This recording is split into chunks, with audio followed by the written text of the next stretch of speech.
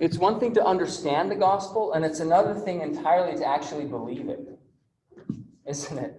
It's one thing to be like, yeah, God loves us. He loves all of us. He's, God is love. But then to want to feel that, to go to the next step, be like, well, what about me? And how do I really know he loves me? Like, we need that too. We need both of them, because by hearing the word, that is how we develop faith.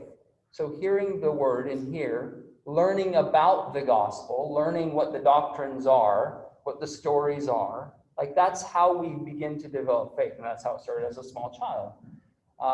But then what I want for you and what you want for you is to actually experience the living of it and to pick the fruit from that tree, don't we? We want to taste the fruit of the tree of life. We don't want to just know that it's there. And that one day, maybe, if we hold on to this rod through the midst of darkness, we might end up there one day. It's like today is the day. So let us put our attention and our awareness on, am I experiencing the good fruits of the gospel? Is this working for me? And if it's not, let's diagnose this and work this out. Because I'm here to tell you, and you're here to tell each other, that it works, that it's real. It's not just an idea. It is very practical and very helpful, very problem-solving and solution-giving. So thank you for reminding us of that, Eliza and Ruby. We are continuing on in the Book of Mormon with this story about this war. Okay, and yesterday we talked about, well, why are the war chapters in here anyway? And we got from you that, well, we're in the war. I am part of these stories. I'm the good guy. I'm the good gal, as my dad would say. And so I am being attacked. And I have something worth defending here in my city. Right? And so we talked about, do we have motives to fight hard? What are we fighting for? And that will determine how much we're willing to go into to really defend ourselves. How much do we really believe that we're at war and that we're actually defending? And then we talked about how to prepare for battle. We read here. And what did Moroni do? Levi, what did Moroni do to prepare his people in advance? He made armor. Armor, exactly. This is like a new development. We hadn't really read about this in the Book of Mormon yet. They had armor. And there's evidence and archaeological kind of findings of things like little breastplates and head plates and little body armor. And it's kind of like, they're they're thick pieces of leather, essentially, is what they started out as, not metal, but it's like something at least to shield the more vital parts of the body. You might lose an arm, but you won't get a broadsword through the sternum. So it's like they helped, and it was an inspired idea to arm ourselves, right? And then we kind of discuss a little bit my strong cities versus my weak cities. This is my castle, right? This is my kingdom. And what does the devil want to do with us? What is his intent, Jane? Yesterday from the discussion, what is he trying to accomplish? What are the Lamanites trying to do to the Nephites? Destroy them, yeah. What do they want? Do they want to completely wipe them out? Do they want to get rid of them? I don't think so. Yeah. Chase, yeah, three of you. Go ahead. Put them in bondage.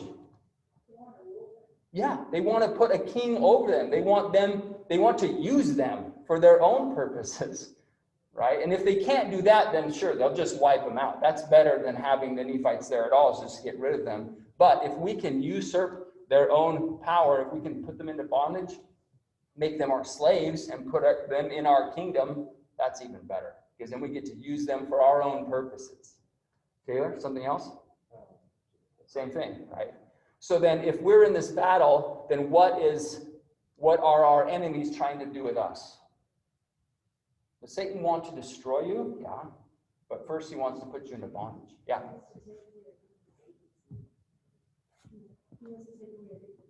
Absolutely. Is that, like, when did he start trying to do that? Like in the beginning, right? When he fell. He fell because he believed that it would be better to not have agency. Because by using our agency, a lot of us are going to make a lot of mistakes and experience a lot of pain. And so it'd be better to avoid the pain and avoid the growth and just make it happen for us. Okay, so thinking about strong cities and weak cities. Let's read verse 22. I'm going to have, let's see. Skylar, you did such a good job yesterday reading. Would you mind reading Alma 43, verse 22 for us, please? Alma 43, 22. And then I want you to think about, as we're reading these, where am I strong and where am I weak? Where are the places that Satan might try to come in and take me out at the knees? Get me when I'm not looking there, when I'm not aware. Maybe I have armor in some places, but maybe I don't have armor in other places. So, Skylar, would you help us out? Alma 43, verse 22. Remember, they first went to Jericho, found that it was a strong city. It was well defended. You have your own strong places in your life, don't you? You have the things where you're not likely to fall to direct, like frontal attack temptation. Like that doesn't call your attention maybe, or but some others may. So verse 22. Behold, now it came to pass that they durst not come against the Nephites in the borders of Jerusalem. Therefore they departed out of the lands of Ephraim into the wilderness, and took their journey round about the wilderness away by the head of the river Sidon, that they might come into the land Mansai, and take possession of the land that they did not suppose the armies of Manasseh would know whither they had gone. Okay, so there's a key phrase in there that I really like that gives us a little information about our enemy. If we're going to defend against his dark arts, his efforts, we got to know what he's trying to do.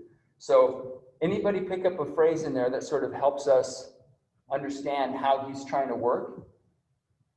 Oh, did I write it on the board? Yeah. I think it's less than whither they had gone, as in they fled. Like, they weren't wanting to fight, they wanted to more run away. Okay, so they had left the attack on the city Jericho, their stronghold, right? And then they sort of like disappeared. They weren't quite sure where they were going to go or what they were going to do. And that might happen, sure. Any other phrases that come to mind? Yeah, Claire.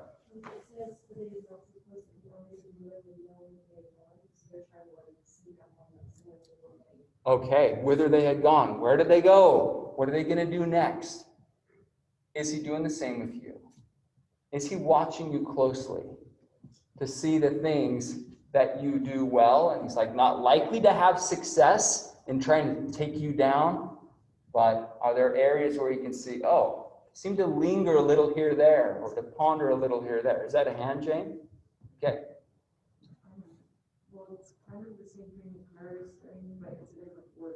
So I saw on the word, but you wrote roundabout, and I was just thinking about how that applies. So Claire was saying how they're going around and they're looking for all of the weaknesses, and then when they find the weakest one, then they will do it and try to get you to Very good. Very good. So what are some of these roundabout ways, like he's trying to come in the side door at you, where you may not really be expecting him. So what are some ways that general areas where Satan can try to attack us? And I'll mention one here, just the components of ourselves, right? There's the social part of us, right? What other part of us, how else are we built? This is also from the church's current effort to teach the youth. There are 4 areas.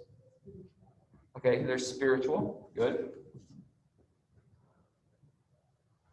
What else? Intellectual. Okay, intellectual. Good.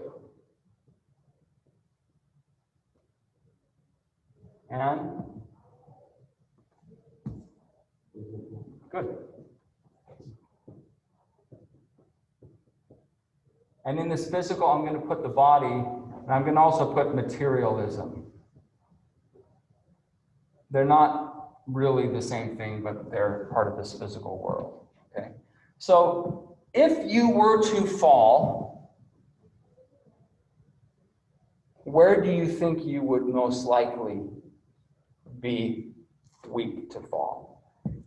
Is it social, wanting the popularity, friends, influence of the three most influential people in your life? Who keeps saying that? Chase?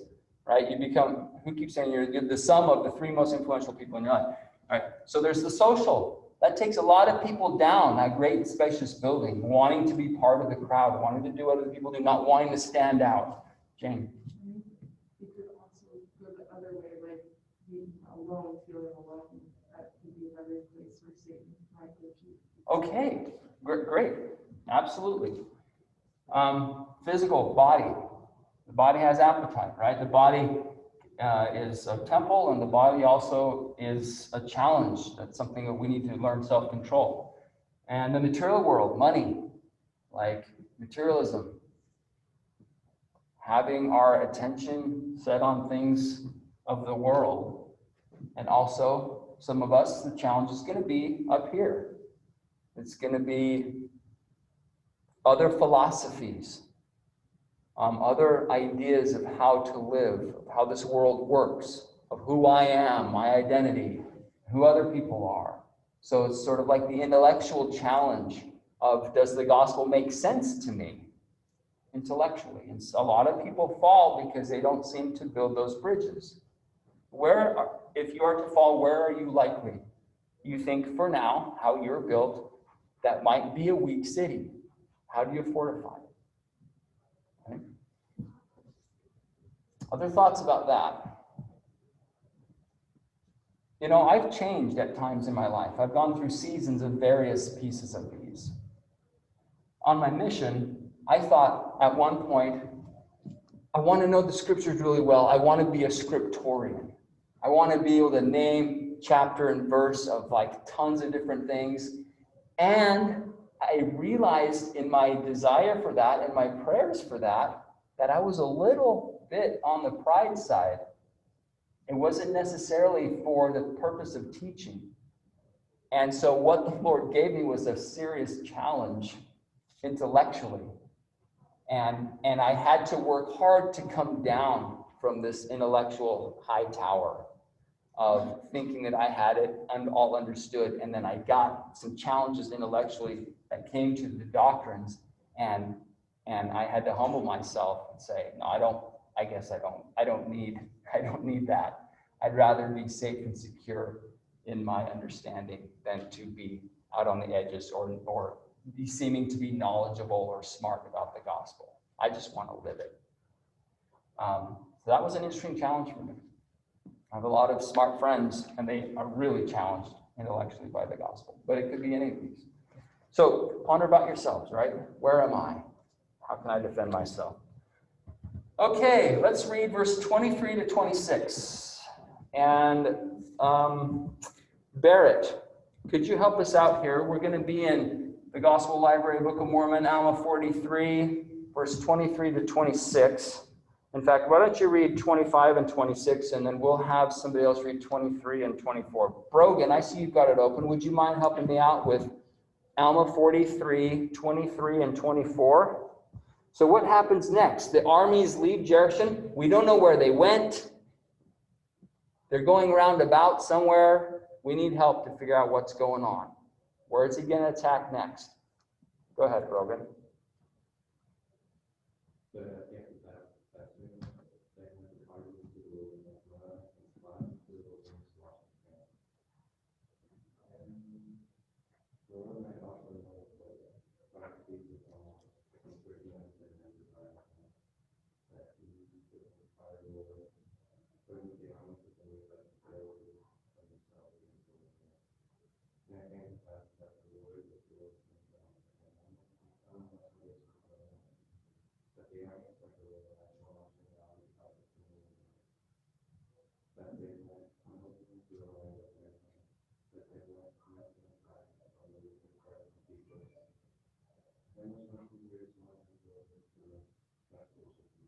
Okay, we'll pause before we come to you, Barrett.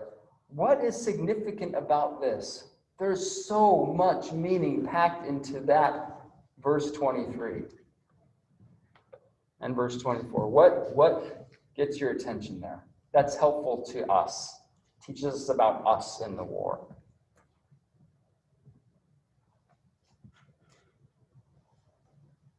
Eliza. They had a problem more straight to the prophet Lord. Even though he may not understand or the war tactics and all that stuff, he went to the prophet anyway, and knew that he would be able to tell them what best to do. Awesome. Yeah, absolutely right. The prophet isn't the war leader. He's not the captain. He's not all studied in tactics of war, right? But their faith that he would be inspired is true. What did they do before or also?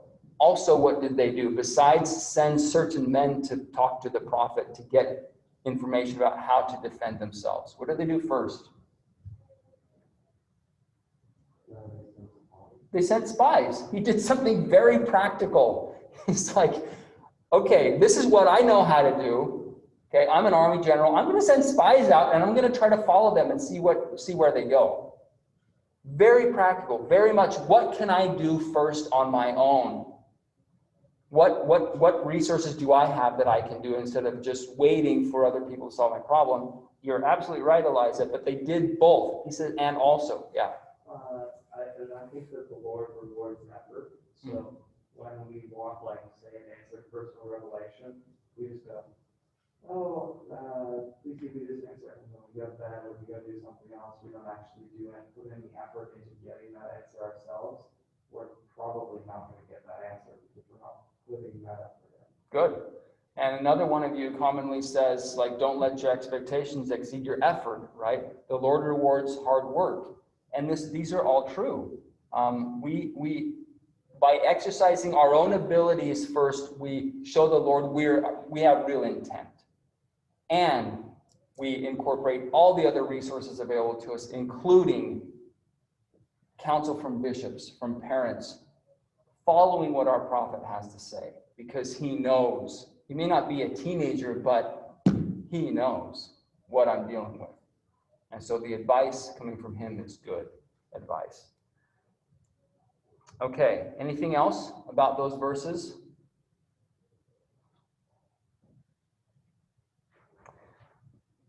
Okay, verse 25 and 26. Barrett?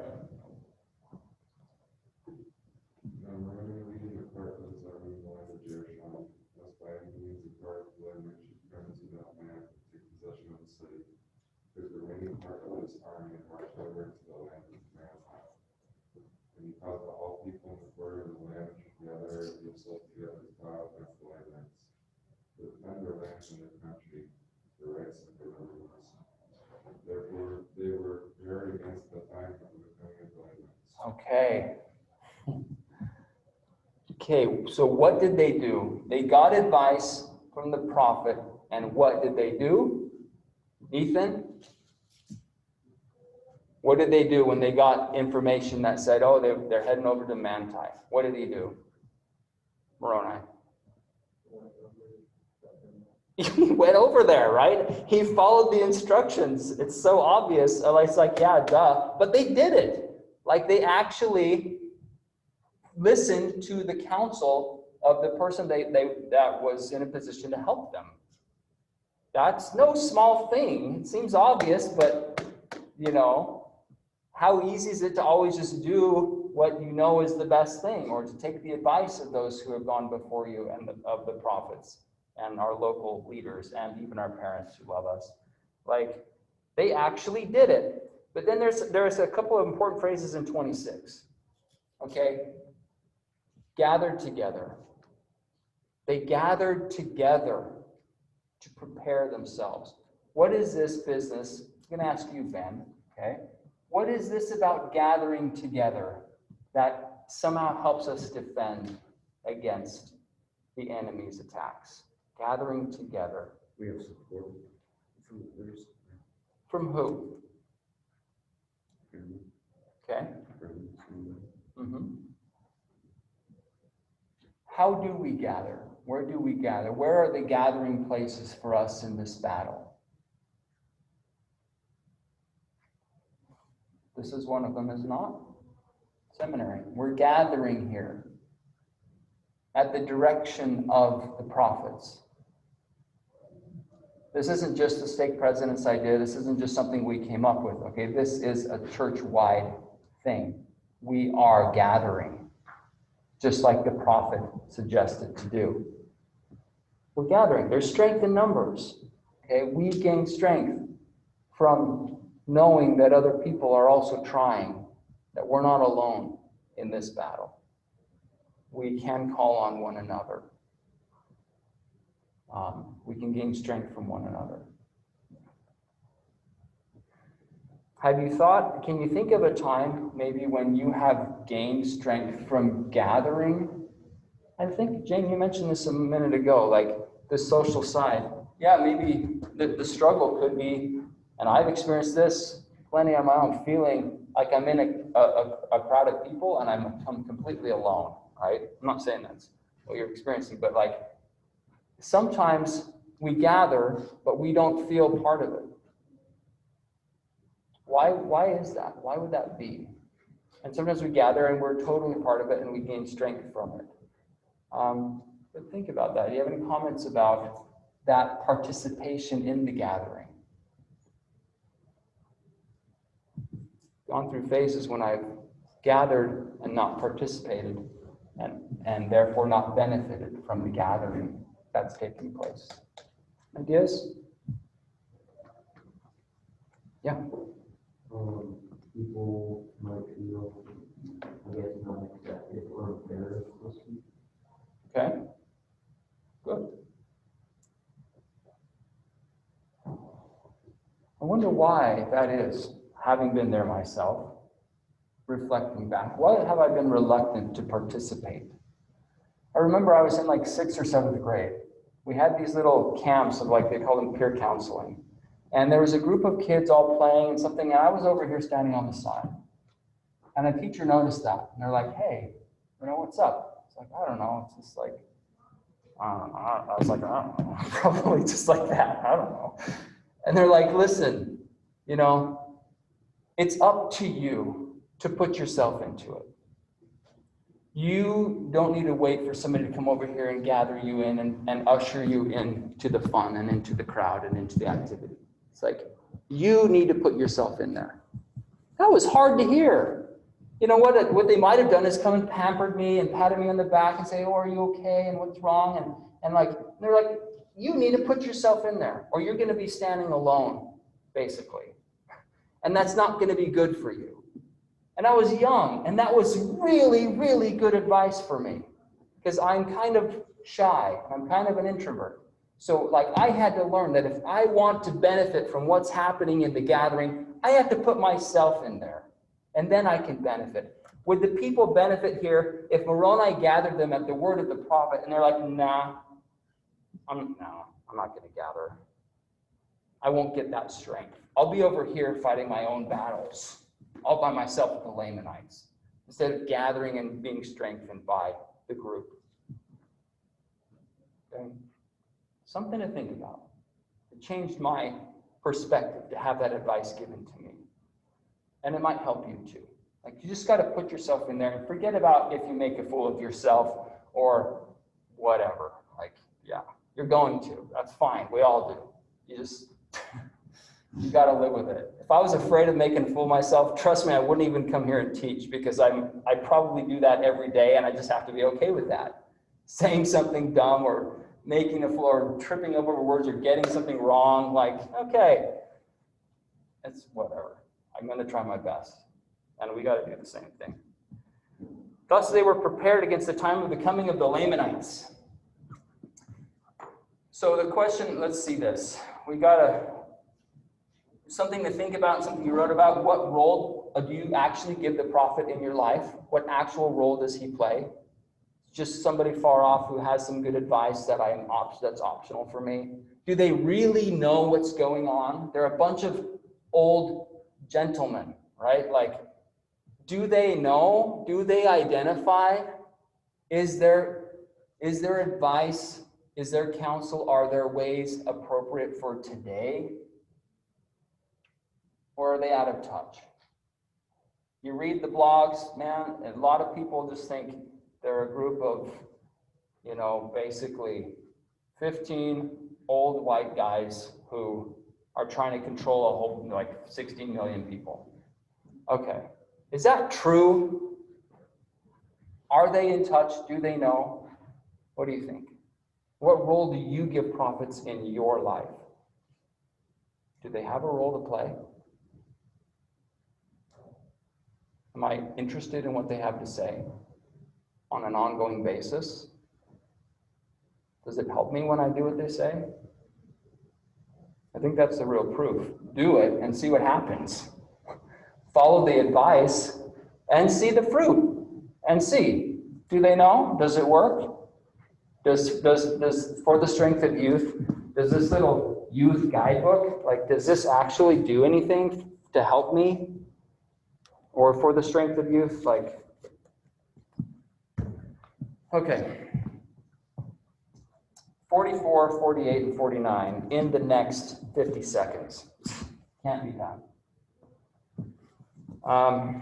But let me summarize, okay? In verse 44, okay, you know what? We're going to pick it up tomorrow. This is just too good to skip and skim. We're going to have to find a way to make up time later because this story is just too powerful. And this is sort of like a summary of all the war chapters in this first battle right here. We can sort of get the message of all of the war chapters if we do this one well. So I'm not going to rush it. We're going to come back tomorrow in around verse 44. Oh, well, next class on Thursday. We'll pick it up. Tomorrow you have homework. Tomorrow I have to take attendance. I'm supposed to be taking attendance on Wednesdays.